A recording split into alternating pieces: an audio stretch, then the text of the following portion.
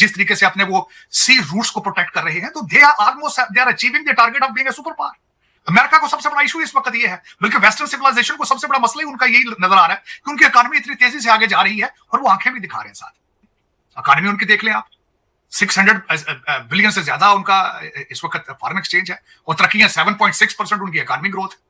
देखें वो जिस तरीके से they are flexing the muscles, इससे सीखना होगा आपको। मैं हमेशा यही कहता हूं, हमारे सुनने वाले सबसे बड़ा मुझसे यही कहते हैं कि पता नहीं शायद ये इंडिया भगत है, ये क्या इंडिया गीत, और मैं ये कहता हूं सीख लो ना, को सीखण होता जेते। आपने अफगानिस्तान से भी सीखने की कोशिश की, आपने तालिबान के जश्न मनाए हैं, अगले मुंह से चौक के मारी उन्हें क्या परा करो, उन्हें क्या अपने मिसाइलों का नाम ही चेंज करो अपने। तो आपका क्या ख्याल है अगर वाशिंगटन डीसी में लोग जो बैठे हैं तो वो नाक में रोटियां डाल रहे हैं? आपकी एम्बेसी जो आपको पता है, जो पाकिस्तान में यूएस एम्बेसी है, is the one of the biggest embassy, CIA का सबसे बड़ा हेडक्वार्टर इस रीजन में वहां है। आपका क्या समझते हैं कि वो सारे पकौड़े लग गए तड़न उते? वो सारे ਤੁਹਾਡੀਆਂ अखबार ट्रांसलेट कर करके भेज रहे हैं थे, फाइलें बन रही हैं ਤੁਹਾਡੀਆਂ फाइलें। इसीलिए हर दूसरे साल कोई ना कोई मल्टीनेशनल कंपनी वहां से फरार हो जाती है। लेकिन पता है आपको उसकी वजह यह है, आपको चलाने वाले सारे बड़े उस्तरे ने, ये बल्कि ऐसे उस्तरे हैं दोनों तरफ, एक चाकू ये दोवां पासों कटते हैं, ये सज्जे जाते हैं भी कटते जाते हैं, खब्बे जाते हैं भी कटते जाते हैं, क्योंकि सारे ऑक्सफोर्ड दे या हार्वर्ड दे पढ़े, तो बोलते अंग्रेजियां ने, आईएमएफ ਨੂੰ ਇਹਨਾਂ ਦਾ स्वाद आ गया है। ये पता है हाफिज साहब को, सब पता है। मैं हाफिज साहब ने आज भी नारा लगाया है कि मैं माफियाज को पकड़ूंगा, खुदा दा ना जे छेती पकड़ लो अगर हो सकता है। अगर ਤੁਹਾਡਾ भी 10 साल का प्रोग्राम है तो पाकिस्तानी जे बचना 10 साल। अब बीजेपी, मैं समझता हूं पहली दफा एक ऐसी गवर्नमेंट आई है जिसके पास ओपन मेजोरिटी थी, और उसमें अब यहाँ पे देखें, जज्बात एक अलग चीज है, ऑन ग्राउंड रियलिटी एक अलग चीज है। हिंदुस्तान, भारत जो है, मेजोरिटी कौन है वहां पे? हिंदू। सबसे पहले मोदी साहब ने कहा, उनका प्लान ये है कि मेजोरिटी में से मेजोरिटी के वोट लेंगे, हमें माइनॉरिटी की जरूरत ही नहीं। मेजोरिटी में से मेजोरिटी के वोट ले लेंगे, उन्हें जरूरत ही नहीं है, उनको डिलीवर कर जाते हैं, उनका डिलीवर हो रहा है सारा कुछ।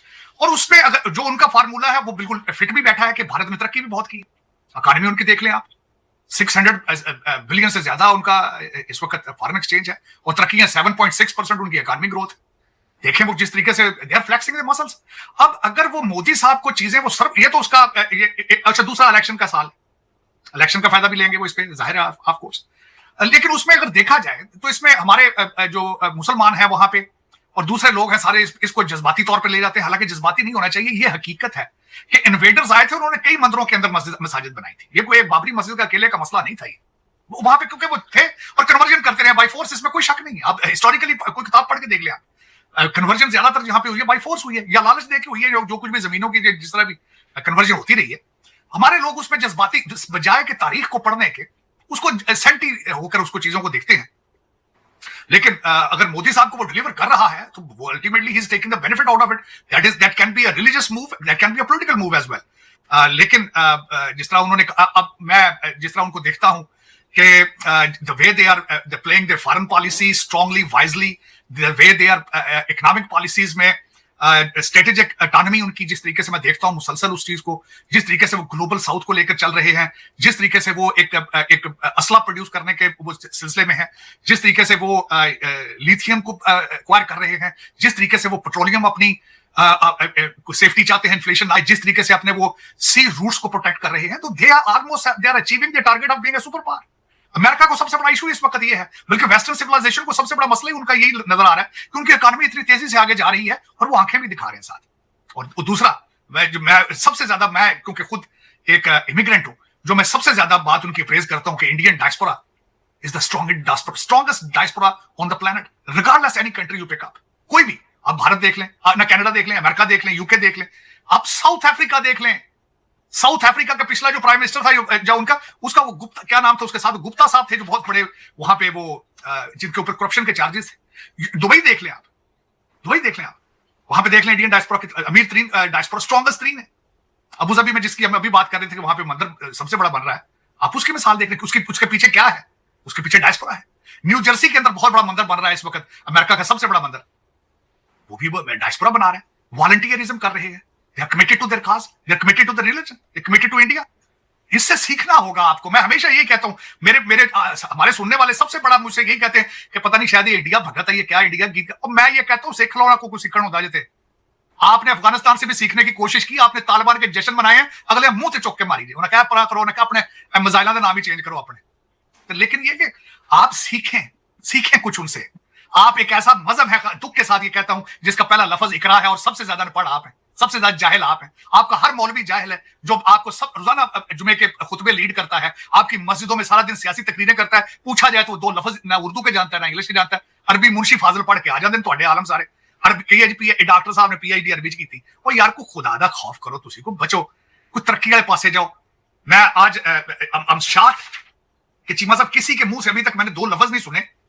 आज मैं खासकर 2-4 दिन से, क्योंकि ये हमारे न्यू ईयर की छुट्टियां और मैं मुसलसल यहाँ पे कोशिश करता रहता हूँ, पढ़ता रहता हूँ अगले सालों के जो आगे लोग आर्टिफिशियल इंटेलिजेंस के बारे में पढ़ रहे हैं।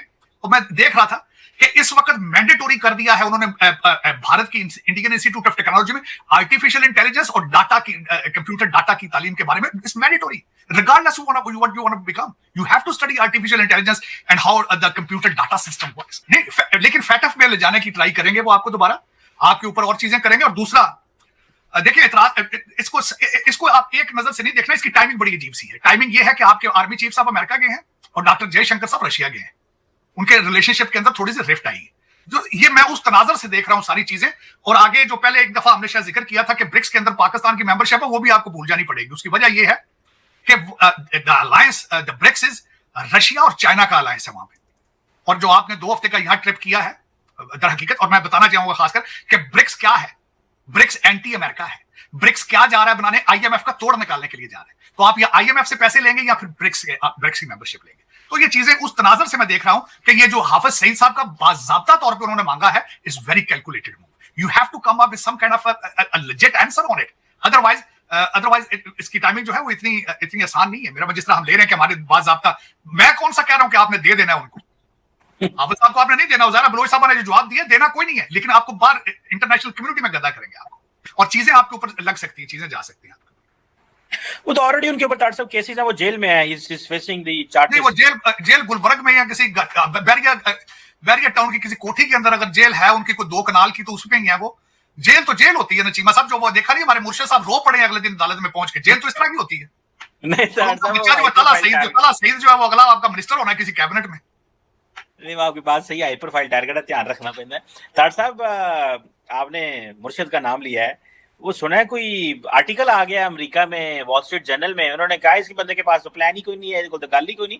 डॉक्टर साहब, ये तो कहा जाता है कि उनके बारे में कहा जा रहा है इमरान खान की कि इसके पास 2/3 भी मेजोरिटी आ जाए तो ये मुल्क नहीं चला सकता। ये बात तारक साहब, आपने तो बड़ा गहरी अंडरस्टैंडिंग है, और आपकी, हम तारक साहब आपके बेसिकली मुरीदों में से हैं जो आपकी वो बातें मानते हैं, जो आपने इमरान खान के बारे में बहुत सारी बातें की हुई है, और कुछ तो और जिन्होंने ना लोहे तलकीर है कि बिल्कुल सही कही है आपने, ये वाकई नहीं चला सकता। आप तो वॉल स्ट्रीट जर्नल ने भी कह दिया। चीमा साहब धूमे हैं जिन्होंने ये आर्टिकल लिखा है, बड़ा खूबसूरत आर्टिकल लिखा है उन्होंने। मैं वॉल स्ट्रीट इंस्टीट्यूशन का बहुत बड़ा फैन हूं। उनके आर्टिकल की जो हेडिंग थी वो कहती ये थी कि Imran Khan come back would be Pakistan setback. नीचे उन्होंने 3 चीजें उसकी लिखी। उन्होंने कहा, एक तो उन्होंने कहा ये एंटी आर्मी है, एंटी एस्टेब्लिशमेंट है और ये उसके खिलाफ जाएगा। दूसरा उन्होंने कहा कि अमेरिका इस पे ट्रस्ट नहीं कर सकता, अमेरिका के खिलाफ है क्योंकि इसने अमेरिका के खिलाफ जो सेंटीमेंट है लोगों के वो इसने इस्तेमाल किए हैं। तीसरा उन्होंने कहा कि कश्मीर के बारे में ये अजीब अजीब किस्म के नारे मारता है, ये अजीब अजीब किस्म की बातें करता है। और मजीद उन्होंने आगे चल के कहा है कि Pakistan can not afford, because आज तक की डेट में पाकिस्तान का सबसे बड़ा ट्रेड पार्टनर इज US। तीसरी उन्होंने बात की है कि, और अगली उन्होंने बात की है कि लेफ्ट विंग इकोनॉमिक्स फार्मूलेज हैं इसके पास, और उन्होंने कहा इट्स नॉट ट्रस्टवर्दी। अब उसमें मैं एग्री करूंगा धूमे साहब से। धूमे साहब ने जो लिखा है, मेरा सिर्फ आप लोगों से सिर्फ 2 क्वेश्चन करूंगा, तो उसका अगर कोई जवाब दे दे तो मैं विड्रॉ कर लूंगा।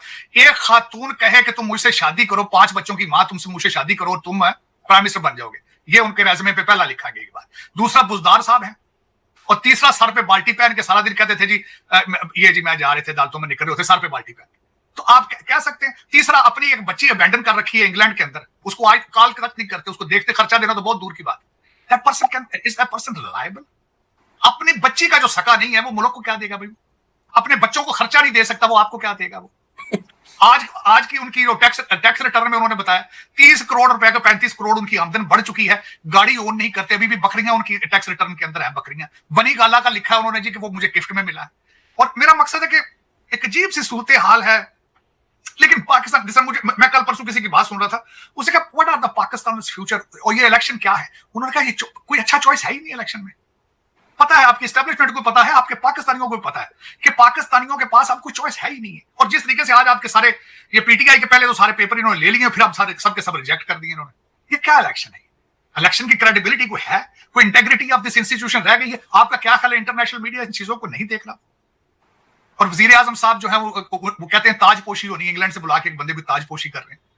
तो आप उस बंदे की क्या रिस्पेक्ट होगी इंटरनेशनल कम्युनिटी के अंदर? जब वो यूनाइटेड नेशंस जाएगा, अमेरिका आएगा, कहीं जाएगा, अगला प्राइम मिनिस्टर जो आइडेंटिफाई आपने कर दिया है, उसकी क्या इंटेग्रिटी होगी? स्टेट ऑफ पाकिस्तान की क्या इंटेग्रिटी होगी? आपकी अदालतों की क्या इंटेग्रिटी है? जो 4-5 अदालतें हैं, मैंने वो लिस्ट देखी है, आपके लाहौर के चीफ जस्टिस साहब का जो दामाद है उसको भी मिल गई है, टिकट मिल गई है। बल्कि जो पेशावर हाई कोर्ट में भाग भाग के जाते हैं, एक वो उमर अयूब साहब का कजन है जो जज वहां बैठा है, वो फैसले दे रहा है, और दूसरा जो है वो मुलाजम रहा पीटीआई के दौर में, वो एडवोकेट जनरल था। क्या क्या क्रेडिबिलिटी है अदालतों की? ये क्या आपका सिस्टम है? चलाने वाले ये क्या चला रहे हैं? ये क्या गोरख धंधा, क्या फ्रॉड बनाया आपने? और आप समझते हैं कि ये सारा चल रहा है, चलता रहेगा इस तरह? You look very poor in the eyes of international community. You have no credibility. You cannot be trustworthy to begin with. सिर्फ और सिर्फ अमेरिका आपको लिफ्ट करा रहा है 2-4 चीजों की वजह से। आपको उन्होंने पूछा पहले पिछले दिनों में जब वो लवी डबी थे, मैं आज बल्कि बताना चाहूंगा आपका कि 2023 के शुरू में यूएस इंडिया रिलेशनशिप क्या थे? जब मोदी साहब का दौरा था, आपको मुंह लगाता था। इमरान खान को आज तक कॉल गई है जो बाइडन की? चीखता रहा, वो तरस कर, वो मिनता, और पीरनी ने 200 बकरा उथेड़ा कुर्बान कर देता सी कि बाइडन की कॉल आ जाए। की कॉल उसने आज आपके सारे अब क्यों है? उसकी वजूहात है, इंडिया से डिसअपॉइंटेड थोड़े, सबसे बड़ी वजह ये। दूसरा, शायद वो इंडिया को थोड़ा सा चेक भी करना चाहते हैं कि यार ये हमने सारे अंडे एक बास्केट में डाले हैं, क्या हो रहा है ये सारा कुछ। तो उसमें आप फिर मस्त हो जाते हैं, थोड़े से डॉलर वो दिखाते हैं तो आप मस्त हो जाते हैं उसमें, लेकिन आपका सबसे बड़ा मसला आपकी इकोनॉमी है, जिसके बारे में किसी के पास कोई सोल्यूशन नहीं। दुख वाली बात।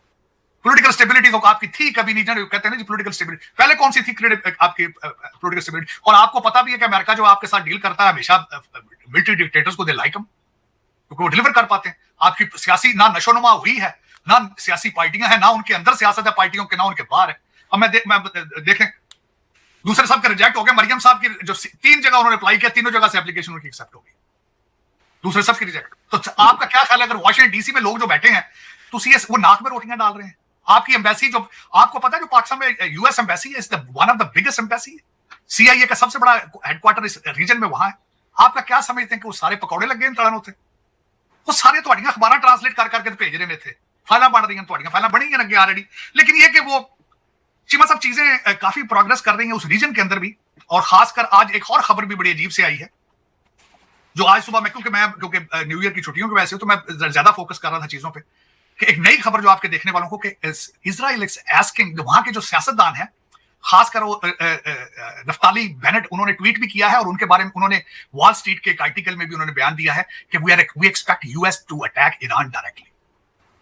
और दूसरा साथ उनको सपोर्ट अब यहाँ के सियासतदान कर रहे हैं, रिपब्लिकन लिंडसे ग्रैहम है, उन्होंने कहा है कि और खासकर जो नफ्ताली बेनेट है, उन्होंने कहा है कि Iran is octopus of terrorism, क्योंकि उन्होंने उसकी जो प्रॉक्सीज है उसके बारे में बात की है।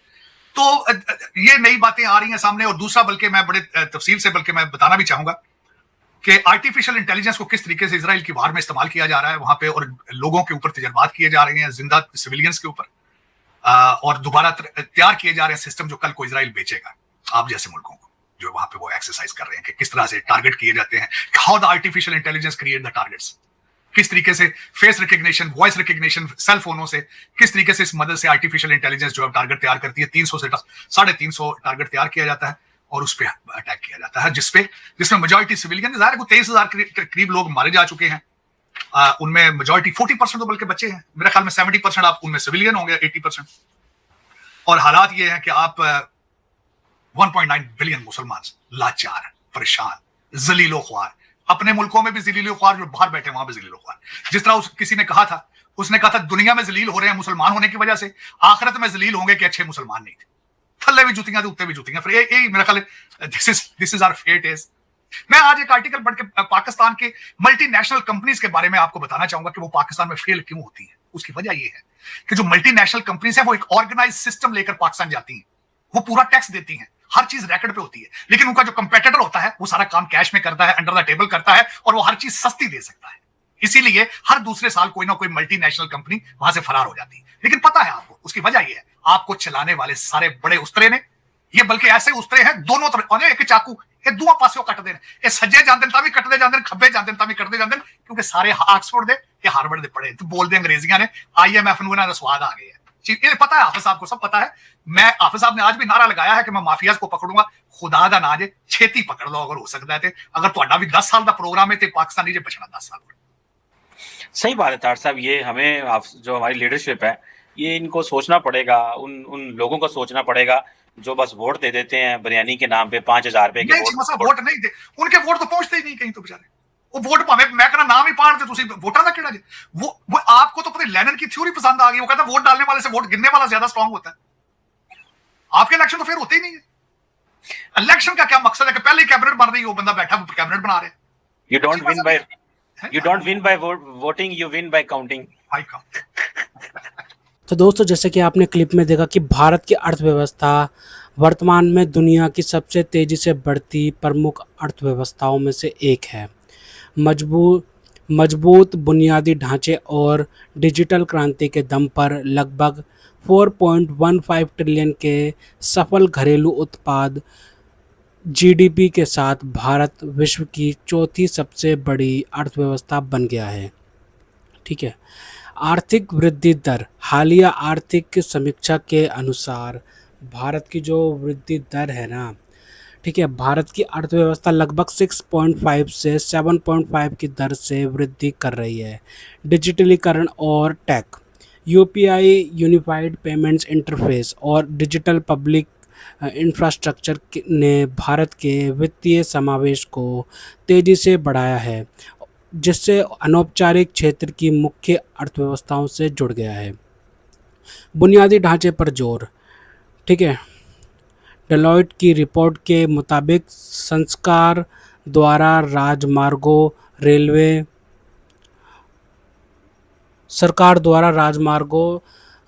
रेलवे और हवाई अड्डों के निर्माण पर भारी निवेश से व्यापारिक गतिविधियों में तेजी आई है। नवीनीकरण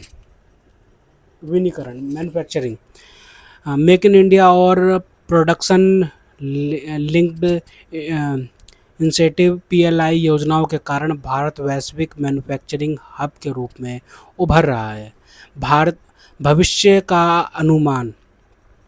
अनुमान है कि इसी रफ्तार से आगे बढ़ते हुए 2030 तक भारत दुनिया की तीसरी सबसे बड़ी अर्थव्यवस्था बन जाएगा।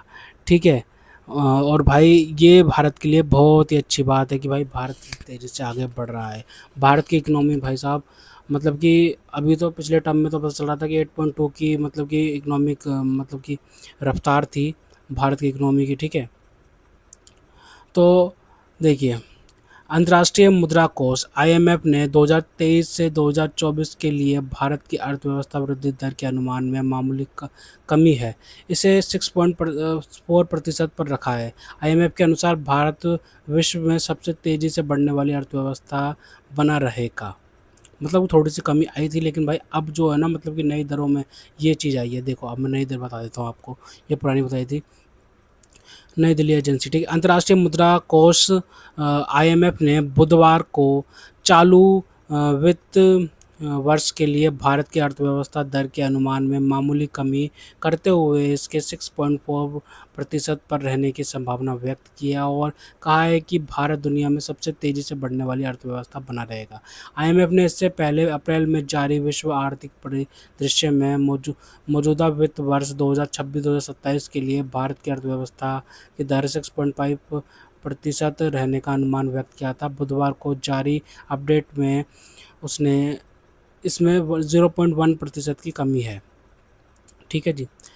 इससे पहले अपनी जून की द्विमासिक मौद्रिक नीति समीक्षा में रिजर्व बैंक ने चालू वित्त वर्ष में आर्थिक वृद्धि दर का अनुमान 6.9% से घटाकर 6.6% कर दिया। भविष्य में सुधार, IMF ने अगले हफ्ते के लिए भारत की वृद्धि दर अनुमान, ठीक है, भारत की मतलब कि अब तक मतलब कि IMF की रिपोर्ट के मुताबिक भारत की वृद्धि दर ना मतलब कि बढ़ने वाली है। ये बात एकदम सच है। ठीक है। मतलब कि थोड़े बहुत उतार चढ़ाव आए थे, भारत के फॉरेन रिजर्व्स में भी उतार चढ़ाव आए थे थोड़े बहुत, लेकिन भाई वो ज़्यादा दिन के लिए नहीं थे। मतलब कि 700 बिलियन से थोड़ा सा कम हो गए थे, अब कुछ 650 600 कुछ के करीब में हैं। लेकिन भाई फिर भी भारत की जो दरें हैं ना भाई वो बहुत ज़्यादा सही है, ठीक है। तो भाई क्या बोलते हैं, एक और मुद्दा चल रहा है भाई भारत के अंदर, वो भी डिस्कस कर लेते हैं, जो कि भाई वो कॉकरोच पार्टी का है, जो कि भाई वो प्रदर्शन कर रहे हैं भारत के मतलब की राजधानी में जंतर मंतर पर। लेकिन कल पता चला है कि भाई उन पर लाठीचार्ज हुआ है, ठीक है। मतलब कि लाठी चार्ज तो भाई साहब उन पे होना चाहिए, तो जो कि लीडर्स हैं, जो कि भाई साहब धरना प्रदर्शन पे बैठे हुए थे, जो कि भाई वोट का भूख हड़ताल, चलो सोनम वांगचुक तो मतलब कि भाई साहब बीमार थे और उनके भाई साहब वो अनशन पर थे, ठीक है, उनका समझ में आता है। लेकिन भाई साहब जो क्या बोलते हैं दीप के जो है मतलब कि भाई वो जो कि भाई साहब जिसने पार्टी बनाई है, ठीक है, संस्थापक है, वो तो भाई साहब आराम से खड़े हुए थे सामने, और भाई साहब लाठियाँ कौन खा रहे थे, स्टूडेंट्स, जो कि भाई साहब स्टूडेंट्स आ रखे हैं वो लाठियाँ खा रहे थे। और भाई साहब जो मतलब कि जिन्होंने जो कि प्रोटेस्ट कर रहे हैं, मतलब कि भाई साहब जो मेन पिलर्स हैं उनको कोई छू भी नहीं रहा, उनको कोई छू भी नहीं पा रहा, क्योंकि भाई साहब वो इतनी ऊंचाई पे बैठे पड़े थे और वहाँ से निर्देशन दे रहे थे, ठीक है भाई साहब, कमांड कर रहे थे, ये करो वो करो वो करो मत करो, ठीक है भाई साहब। तो मतलब कि भाई साहब जब मतलब कि भाई जब लाठी खाने का मतलब कि टाइम आता है, तो भाई साहब ये सब ये बड़े बड़े आदमी राजा महाराजा सब छुप जाते हैं, ठीक है। अभी कांग्रेस पार्टी वाले भाई प्रदर्शन कर रहे हैं, ठीक है भाई साहब, हम भी इस चीज़ का साथ देंगे कि भाई नीट परीक्षा जो हुई थी उसमें भाई मतलब कि भाई गलती तो हुई है सरकार से, जो बात एकदम फैक्ट की है और एकदम सच है भाई, वो बात माननी पड़ेगी भाई साहब, कि वो जो मतलब कि उसके उनके इस्तीफे का मांग कर रहे हैं वो भी एकदम जायज़ बात है। लेकिन उसके अंदर भाई साहब ये भी चीज़ देखनी ज़रूरी है कि उसमें मतलब कि जो लेफ्टिस्ट पार्टी के लोग हैं और जो भाई भारत के खिलाफ विचारधारा रखते हैं, 370 बहाली के लिए भी मतलब कि इसी इन्हीं के मंच से सब चीज़ें हो रही हैं।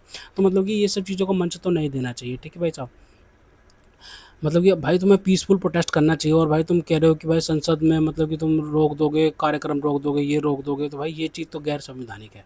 अपना पीसफुल प्रोटेस्ट करो, कोई रोकने वाला नहीं है तुम्हें, कोई दिक्कत, इतने दिनों से तो भाई प्रोटेस्ट कर रहे थे ना, कोई रोकने वाला तो था नहीं। तो भाई जैसे तुम प्रोटेस्ट कर रहे थे तो कोई दिक्कत तो आ ही नहीं थी। लेकिन भाई अब तुम ये पार्लियामेंट को रोकोगे, भाई सब ट्रैफिक रोकोगे, ये बात तो एकदम गलत है, ठीक है भाई साहब। अब तुम राजनीति, भाई सबको पता है कि अपनी राजनीति चमकाई जा रही है स्टूडेंट्स के दम पर। भाई मानते हैं कि भाई वो नीट का पेपर लीक होना बहुत बेकार बात थी, लेकिन भाई उस चीज़ पर राजनीति अब इतनी भी नहीं होनी चाहिए कि भाई साहब अब तुम सरकार को पूरी तरीके से घेर लो, ठीक है भाई साहब। हाँ चीज़ इस्तीफा होना चाहिए, लेकिन भाई साहब जो उनके प्रोटेस्ट में मतलब कि जो गतिविधियाँ हो रही थी, मतलब कि एंटी नेशनल्स आ रहे थे, वो चीज़ तो काबिल है, मतलब वो कबूल नहीं है।